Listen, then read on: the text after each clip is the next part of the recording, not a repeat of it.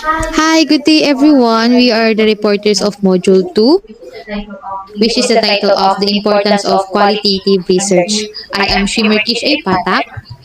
I am Geralyn Colas. I am Adrinah C. Pilar. I am Elaisa Mae Baldonado. Hi, I am Shiena Araño. I am Lyka Puno.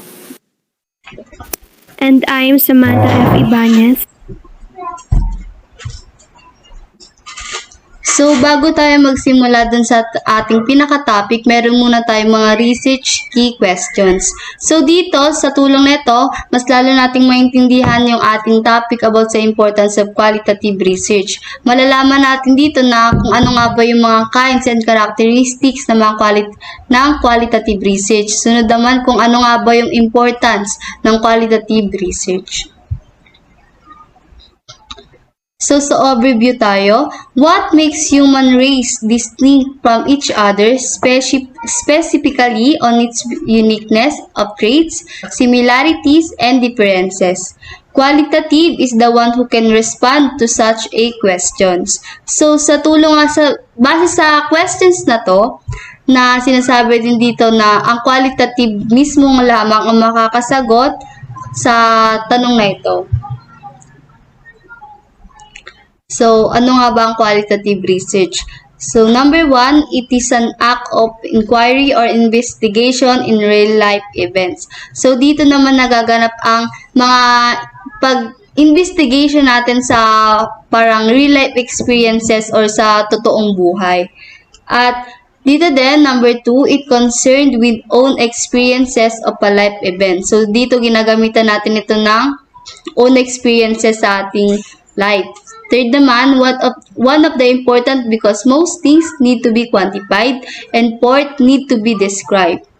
So dito sa dulo, sinasabi ng natural settings, the aim to interpret what has been said in order to explain why it has been said. Ano nga ba ang qualitative research? So sinasabi dito ulit na it is the way of collecting and analyzing non-numerical data. Ito yung pagko-collect or pag-a-analyze natin ng mga na-collect nating data gamit ang non-numerical. So, ang example ng non-numerical data is yung text, videos, audio recordings, diary, accounts, interviews, etc. Then dito din, para maintindihan din natin yung mga konsepto, opinion, at experiences ng bawat tao sa buhay-buhay nila sa tulong ng qualitative research. So, sinasabi ni dito na makakagain ka ng mas malalim na pag-intindi sa mga bagay-bagay o problema at para maka-generate ka din ng new ideas sa iyong research. Next. The value of qualitative research. Qualitative research is a scientific method of observation to gather non-numerical data. It refers to the meanings, concept, characteristic, metaphors, symbols, and description of phenomena, and not to their count or measure. It aims to gain a comprehensive understanding of social phenomena in their natural environment. It is concerned with people and their experiences, opinions, and behaviors. The researchers also seek to answer the question of how and why to provide the detailed insight and understanding.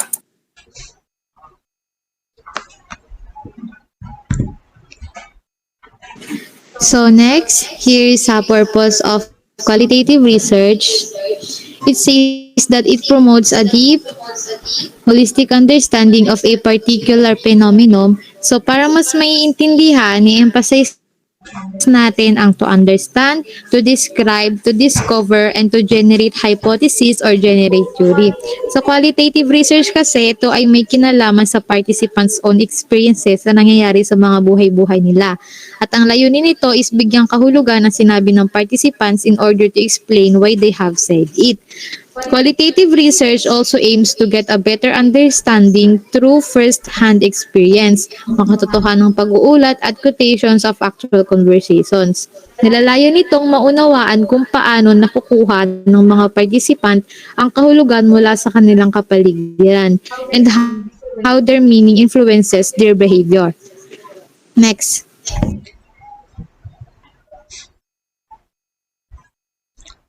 So, mapupunta tayo ngayon sa kinds, characteristics, and Kinds of uses of characteristics qualitative research. and use of qualitative research.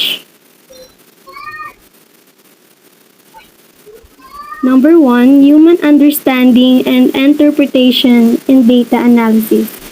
So, the data analysis and interpretation is a process of assigning, meaning, nagko-collect ng information at pag-determine ng conclusion, significance na nawawala. And it results to an individual mental, social, spiritual understanding of the world. Sa pamamagitan ng kanyang sariling pananaw sa mundo, you come to know what kind of human being he or she is. Including na dito yung values, beliefs, tas yung mga gusto at hindi niya gusto. Next. Number 2, active, powerful, and forceful in data gathering and rephrasing interview questions. As every stage of qualitative research continuously change, researchers find the need to amend or rephrase interview questions and consider varied ways of getting answer. And he is not fixated to a certain plan, but rather he is inclined to discover his research paper design as his study, and gradually unfolds or reveals itself in accordance with his research objective. Next. Multiple research approaches and methods that allow you to plan your study and being multi-method research. Multiple methods or multi-method design is when two or more research projects are conducted, each complete in itself, to address research question and or hypothesis, a topic or program. As a mixed method, the studies may be a combination of quantitative methods or qualitative methods or both.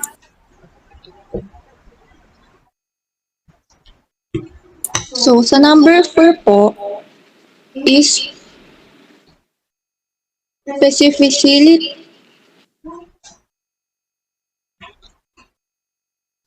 specificity to generalization on specific ideas will lead to generalization or conclusion.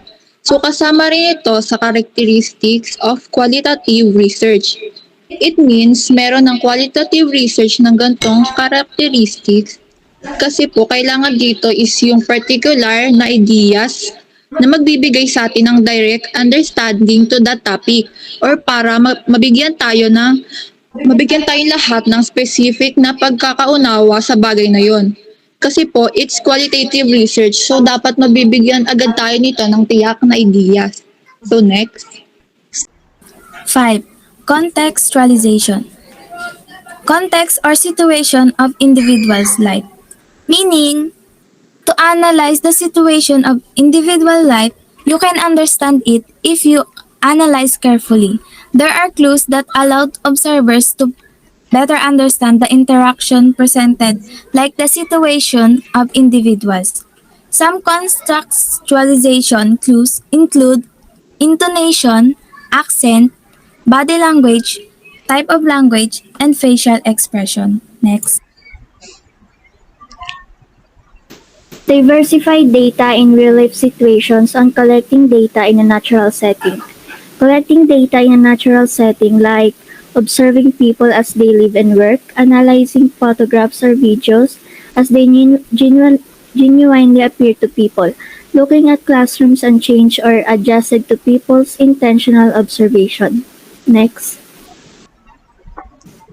At isa pa sa mga characteristics ng qualitative research is abounds with words and visuals that presents people's view in a picture, video, drawing, or graphs.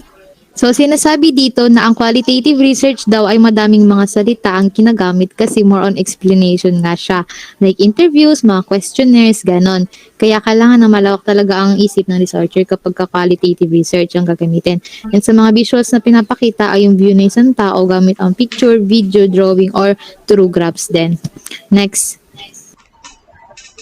Ang internal analysis naman, ito yung pag-examine the data yielded by the internal traits of the subject person. So, ibig sabihin, ito daw yung pag-aaral sa pananaw, katangian, base dun sa napiling paksa. Halimbawa na ito yung emotional, spiritual, mental, and characteristics. Next, Direk.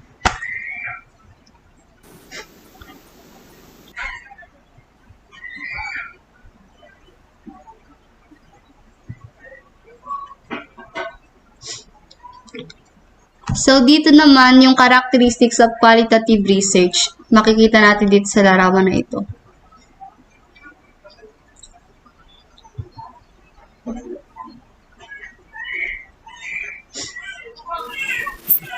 Strength of qualitative research. Number 1, it adopts a naturalistic approach to its subject matter, which means that those involved in the research understand things based on what they find meaningful. Next. Number 2, promotes a full understanding of human behavior or personality traits in their natural settings. So, parang dito pumapasok ang salitang pag-uugali sa researcher, na kung saan sa qualitative research, ito ay tumutugon sa pang-uunawa sa ugali ng tao o personalidad at kahit sa kanilang environmental. Hindi dapat tayo bumase sa ating nakikita lamang bagkos dapat muna nating itong unawain.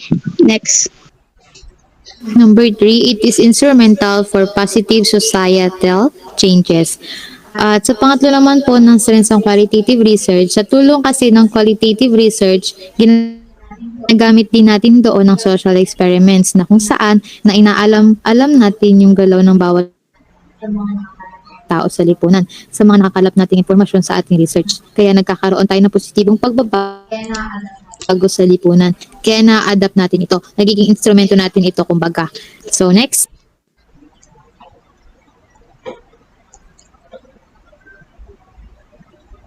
Next, strength of qualitative research. Number 4, it says engenders respect for people's individuality. Isa po ito sa strengths na mayroon ng qualitative research. Why? Kasi po ito yung paggalang doon sa individuality ng mga tao or hinihingi nito yung maingat at matulungin na paninindigan ng mananaliksik doon sa pananaw ng kailangan nila sa isang tao.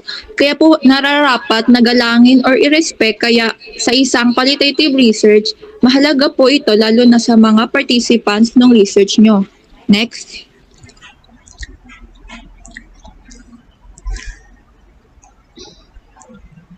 It's a way of understanding and interpreting social interaction. Kasi sa method na to, iniintindi mo yung yung mga galaw or yung mga kailangan mong information dahil nagkakanda ka ng research. Ang mga makukuha mong mga information dito ay nag-enhance ng iyong pag-intindi sa research nyo. Next.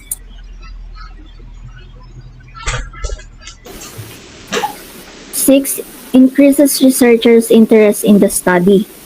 Not all students have the word patience when it comes to research, but other students find it interesting. Through research, they will know new and amazing words or experience. If the researchers find the study interesting, then the readers will also feel the same. Next.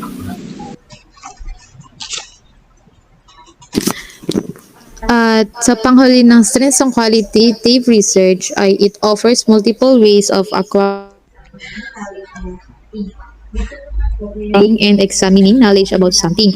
Dito naman po kaya nagiging strength siya kasi madami pwedeng malaman ng mga new knowledges. Napapag-aralan mo ang isang bagay na mas malalim kung ano po yung deeper meaning. Mas lalo pang nag-e-enhance ang understanding skills mo, mga ganun po. Dito ka makakakuha ng mga more information since sinasabi na it offers multiple ways of acquiring and nakakapag-examine ka ng mga iba't ibang mga bagay. Then you will have another information. Next. So, dito naman, dadako naman tayo ngayon sa weaknesses of qualitative research. Number one, it involves a lot of researchers' subjectivity in data analysis. So, sinasabi din dito na it means researchers is nai-influence sila or na-influensyahan sila by the perspectives and values dahil sa social experiences or yung mga experiment na nangyari dahil nag-conduct nga sila ng research, mas na-influensyahan sila sa mga paniniwala and values ng mga taong kanilang nakakausap or kanilang mga way ng kanilang pagre-research. Next.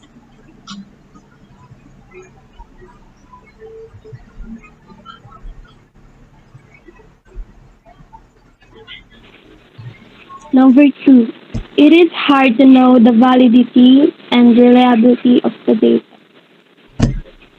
The difference of reliability and validity. Reliability is about the consistency and the validity is about the accuracy. Next.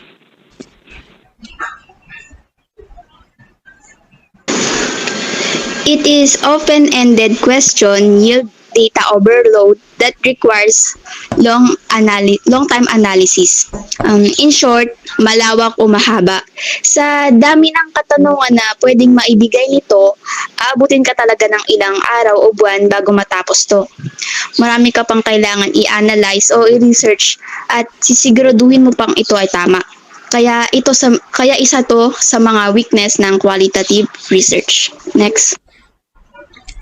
So, number 4 naman po, it is time-consuming. So, bakit nga ba time-consuming ang qualitative research? So, syempre, dahil nagkakaroon tayo ng time-consuming, dahil marami tayong dapat isagawa, lalo na para magkaroon tayo ng mas maayos, mas matibay na isang research. Syempre, nagkakaroon tayo dito ng pag-a-analyze, pag-intindi, at paghahanap ng mga evidence para meron tayong ma-analyze or para din mag-gather natin yung mga informations. Siyempre, sinasabi din dito na another problem is that the interpretations are limited lamang.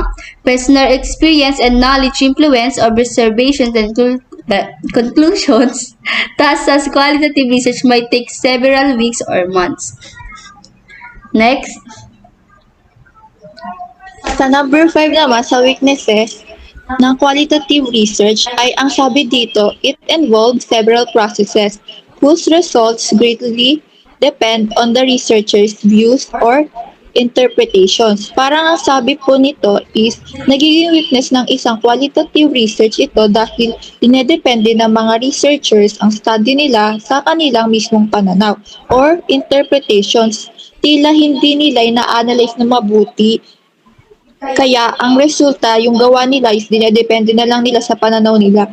Kaya nagkakaroon ng weaknesses yung research nila. Next.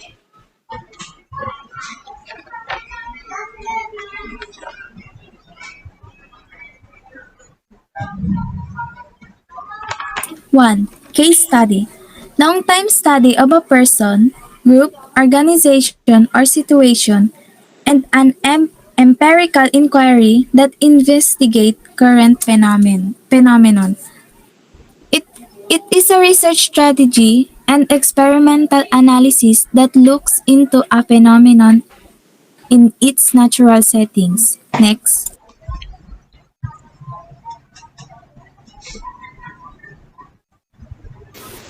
Ethnography, a study of a particular cultural group.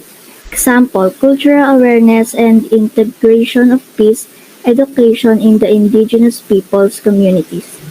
It was a way to protect, preserve, and develop traditional indigenous skills and cultures. Education was a significant step towards empowering indigenous peoples to participate more fully in their communities. It was an indispensable asset to attain freedom and social justice. Next. Dito naman po sa number 3, which is phenomenology, it focuses po sa pag-aaral ng isang individual na nangyayari sa kanya sa mundo.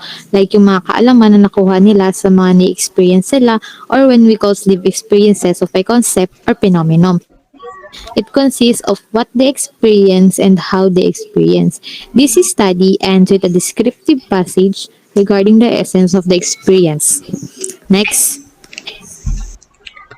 Number 4 naman, dadako tayo sa content and discourse analysis. Ano nga ba ang ito? Content analysis, ito daw yung isa sa research technique that analyze the modes of communications such as letters, emails, etc. So, dito naman, mas nakapokus ang content analysis sa pag-a-analyze ng mga mode communications. Katulad na lamang sa mga social medias, like pagbabasa ng mga letters, emails, or mga chats, ganun. So, sinasabi din dito na also, it investigates through written text and way of gathering data through certain words, and also they can use it to quantify and analyze the presence, meanings, and relationships of certain words. Sunod naman is yung discourse analysis. Ang discourse analysis, ito daw yung study of social life. Understood through analysis of language, it includes face-to-face talk, non-verbal interaction, images, and symbols. Images. So, sinasabi dito na it is used in humanities, social science, psychology, etc. So, ito namang discourse analysis naman, ito naman yung face-to-face interactions, like yung pag-uusap nyo ng harap-harapan or yung mga gamit yung mga sign language or non-verbal interactions. Sunod naman, ito yung being used in some interactions, way of actions, can use in real life situation. Pwede daw natin itong magamit sa real life situation. Sunod naman is, ina-analyze nito ang written text, vocal, and sign languages. Sunod naman, method also in studying written or spoken language to understand how language is used in real life.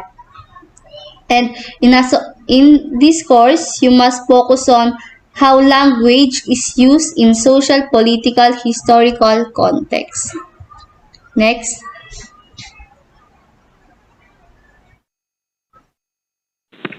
Number 5, historical analysis is a qualitative method where there is an examining of past events to draw conclusions and make prediction about the future. So, dinidescribe niya at ini-interpret or in-explain ng mga information na galing sa past. But not just a way of knowing or making sense about the past, but of understanding and forming theories about the past. Next. 6. Grounded theory. Sa grounded theory ay isang qualitative method na nagbibigay daan sa iyo upang pag-aralan mo ang isang particular na phenomenon or proseso.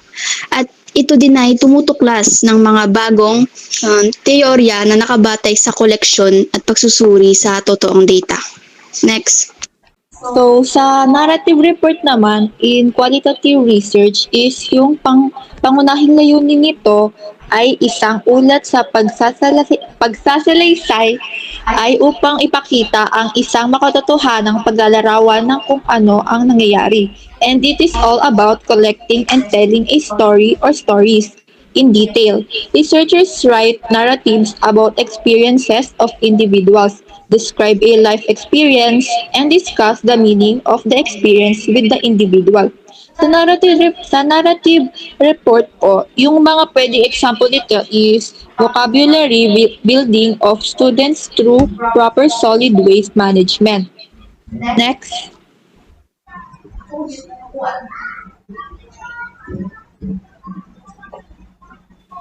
So, sa number 8 naman po, sa kinds of qualitative research, ito po ay biography.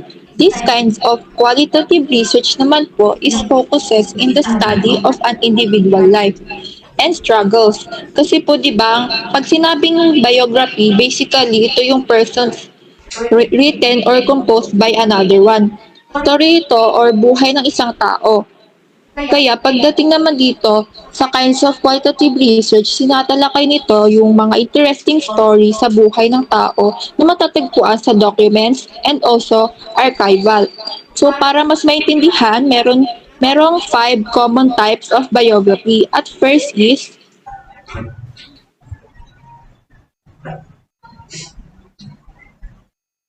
So yun, yung first is scholarly chronicles.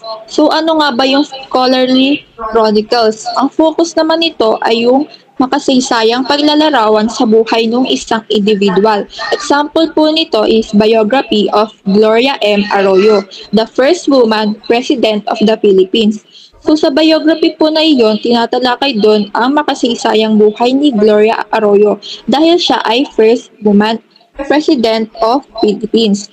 At doon sa biography na yon, matatalakay or malalaman natin yung mga karanasan niya sa pagiging president noon at kung ano pa yung meron sa buhay niya, yung mga experience, gano'n. Basically, ito po yung scholarly chronicles, which is again, it focuses the historical portrayal of an individual life. Next. Intellectual biography. Narrative of a life through the conceptual analysis of the subject's motive and beliefs within the world of ideas. Example, Life and Works of Dr. Jose Rizal. Intellectual biographies provide insight to a person's life, intellectual and creative work, the relationship between life and work, and the historical relevance of the person's life and work. Next.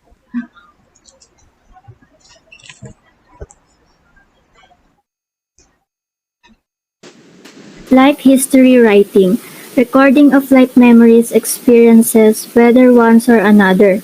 For example, the hardships of overseas Filipino workers. This applies to many genres and practices, under which can be found autobiography, biography, diaries, letters, testimonies, personal essays, and more recently, digital forms such as blogs and email. Next. So next ay ang memoir biography. While in memoir biography naman po, it is a stylistic presentation ng mga reflection at pananaw ng isang biographer kaugnay ng makatotohanang salaysay ng buhay. Ang memoir ay non-fiction na pagsusulat ng salaysay based sa mga personal na memories ng may akda. Ang mga pahayag na ginagawa dito ay nauunawaan na makatotohanan. Gaya na lamang na example na ito, the experiences of stranded students in the COVID-19 pandemic. Ito ay based sa mga naranasan ng students habang may pandemic. Ito ay nauunawahan ng lahat at makatotohanan, kaya siya ay example ng memoir biography. Next. So, sunod naman natin is yung narrative biography, a non-fiction account of life experiences of a person. So, ito naman daw is yung pagsusulat ng mga makatotohanan na life experiences sa isang tao na gawa mismo ng author. So, dito, it is the story of person's life written by another author. It is life experiences written by the perspective of the writer. Next.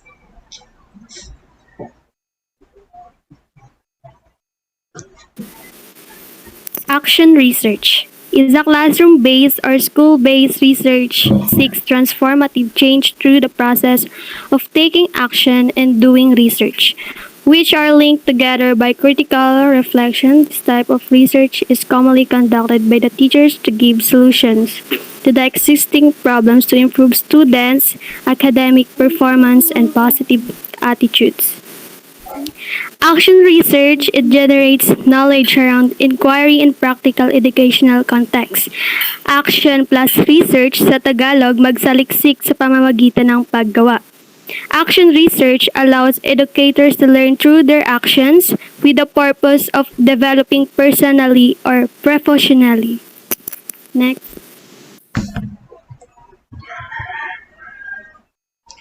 So, dadako naman tayo dun sa the importance of qualitative research across fields of inquiry. So, dito nga, ito yung mga areas or different areas ng knowledge natin pagdating sa research. So, research studies happen in any field of knowledge. So, nangyayari daw tong research na to sa different field ng ating mga napag-aaralan katulad ng anthropology, business, communication, education, engineering, law, and nursing.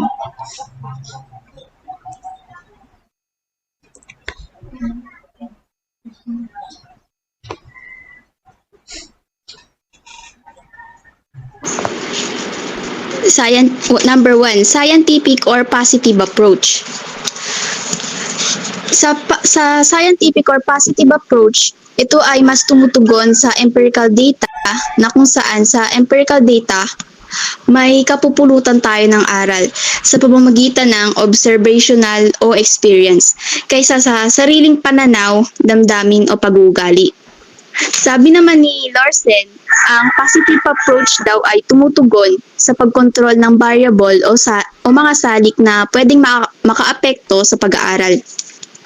Ang positive approach din ay naipapahayag at naitatala ang mga natuklasan at nakapagtatala ng mga nakabalangkas na panayam, katanungan at mga observational checklist. Next.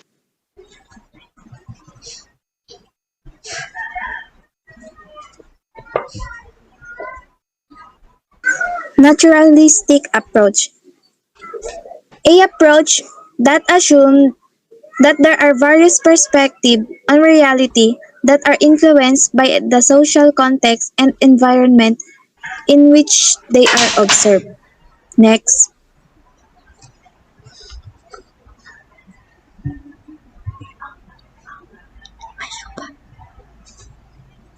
So, ayun po, tulad rin na sinabi ni Baldonado sa number 2, naturalistic approach is an approach to sociological research that assumes that there are multiple views of reality influenced by the social context and environment in which situation is viewed. Sa naturalistic approach po, mayroon itong nilalaman na nasa presentation. So it means ito yung pagtuklas ng tunay na kahulugan ng pamumuhay sa pakikipag-ugnayan ng mga tao sa lipunan. So sa part po na ito, yan yung sinabi, nagfo-focus or nilalahad po dyan yung pagpapahalaga ng bawat individual sa lipunan upang matukoy ang etnikal at hindi etnikal.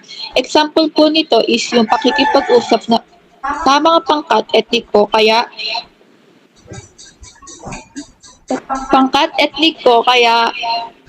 mangyayari ang mga researchers ay gumagamit ng hindi scripted para sa pagtugon at sa pagsagot ng mga participants para maging maayos ang ugnayan ng participants at researchers sa interview na gagawin nila. So next.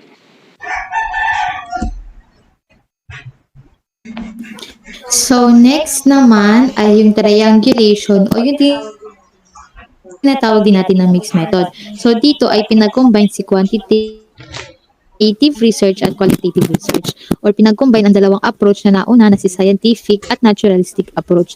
So, in this case, you are free to gather and analyze data using multiple methods. So, allowing you to combine or mix up research approaches. Kahit research types, data gathering, and data analysis techniques is pinagsama na. So, pwede na ang research type ay quantitative, then pagdating kay data analysis techniques, for example, is may halong qualitative kasi gusto nyo na quantifiable yung data na mag-gather nyo, and at the same time, gusto nyo rin malaman yung experience ng participants nyo and do. And one thing that it is good about this approach is that strengthens the validity and reliability of your study and enhances the accuracy of interpretation and has an opportunity to view every angle of the research from different perspectives. So next.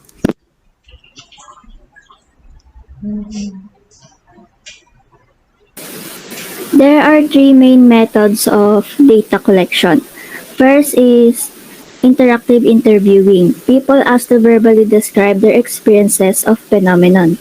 Interactive interviewing is an interpretive practice for getting an in-depth and intimate understanding of people's experiences with emotionally charged and sensitive topics such as childbirth, illness, loss, and eating disorders. Second is written descriptions by participant. People asked to write descriptions of their experiences of phenomenon.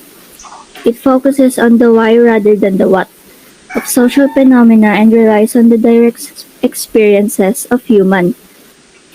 Third is observation. Descriptive observations of verbal and non-verbal behavior.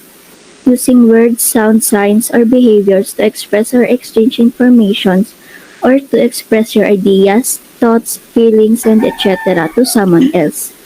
Next.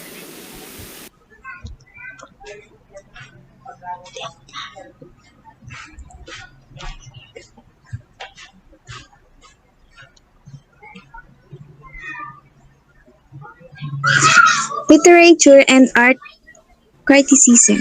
Focus on language depends on interpretative and reflective thinking.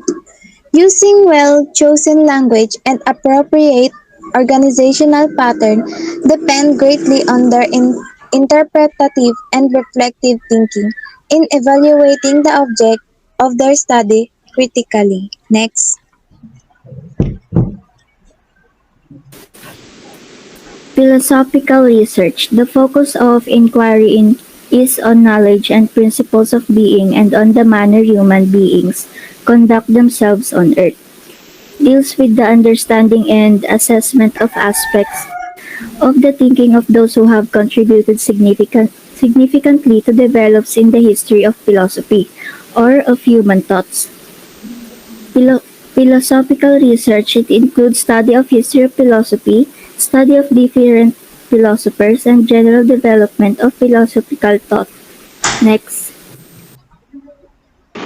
Historical research. Ito ay pagsisiyasat na nakasentro sa mga pangyayari at ideya na naganap sa buhay ng tao.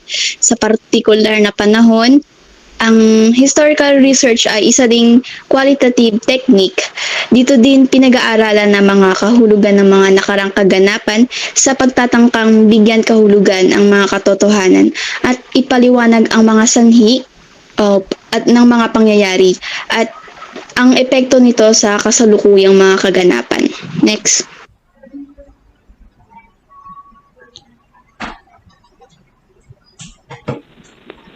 Hard science versus soft science.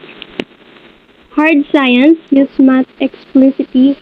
They have more control over the variables and conclusion, while the soft science use the process of collecting data, then use the best methods possible to analyze the information.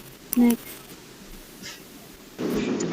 Ang studies, natural, data-driven phenomenon, ito ay pag-aral sa mga kababalaghan sa pamamagitan ng mga natural datas. Next.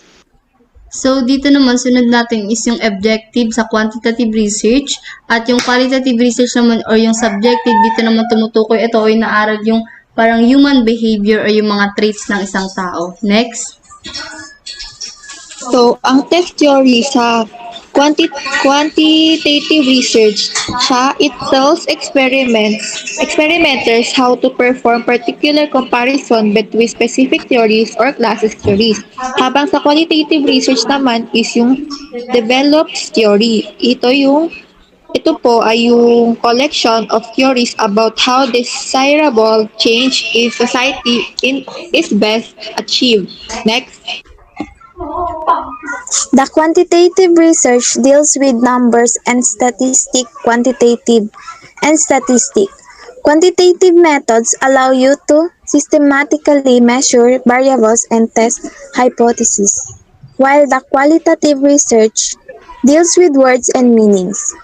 Qualitative methods allow you to explore concepts and experiences in more detail. Next.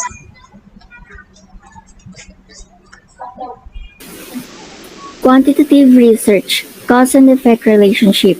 Cause and effect refers to a relationship between two phenomena in which one phenomenon is the reason behind the other. Then qualitative research, knowing meaning and discovery, finding something or somebody, or learning about something that was not known before and looking for its meaning. Next. So, next ay yung statistical analysis. It means investigating trends, patterns, and relationships gamit ang quantitative data. Ito ay mahalagang research tool na ginagamit ng mga scientists, governments, businesses, and other organizations. While ang generalizations, it is an reasoning na nagsasangkot ng drawing broad ng mga hinuha mula sa mga particular na obserbasyon. Ito ay malawak na kinikilala bilang isang quality na pamantayan sa quantitative research. At sa qualitative naman ay yung researcher's interpretation. Tumutukoy ito sa task of drawing inferences sa mga nakolektang facts after an analytical and broader meaning of research findings. Interpreting a qualitative research paper ay isang pag-uuri sa quality of the material. It allows you para maunawaan ang pagiging maaasahan ng pananaliksik at ang pagbuo ng paper or research.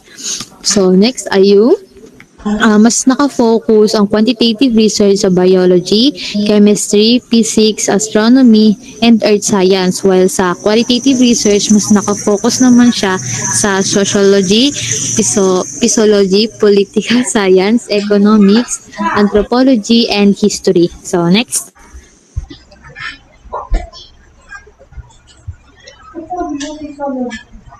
Qualitative and quantitative research can go together in a research approach because these two research approaches have a special bond in which they support or strengthen one another. Next.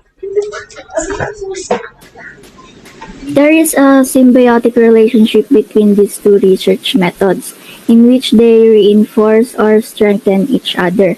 Given that both qualitative and quantitative market research provides vital ingredients of the understanding you are looking for, the why and the what, combining them should deliver significant benefits, enabling you to compare and contrast results and gain much deeper insights.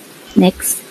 So, sa huli, At ang huli, sabi naman ni Hallway at Letter B 2013, ang anumang anyo ng kaalaman, katotohanan, opinion, at anumang istatistika, ito raw ay halaw sa buhay o karanasan ng tao at ito ay tinatawag na subjective.